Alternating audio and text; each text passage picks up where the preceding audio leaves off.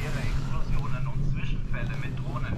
Die Regierung in Kiew hatte auch Überwachungsvorgänge gefordert, mit großen Reichweiten die strategisch wichtigen Brücke zu beschießen. Moskau drohte daraufhin mit einem Schlag gegen Kiew. Aus Moskau und Maude. Zum Start der Geistermeister Flachmann sich beste Voraussetzungen geschaffen für seine vorzeitige Titelverteidigung in der Formel 1. Der Niederländer sicherte sich vor dem großen Preis in Japan die Pole Position. In Suzuka verdrängte der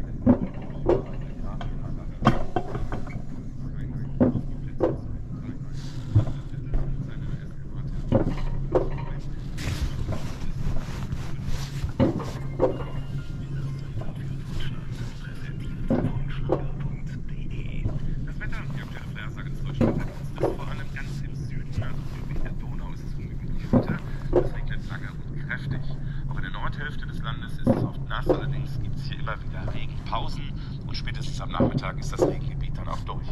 Am schönsten ist es heute im Südwesten mit längerem sonnigen Abschnitt.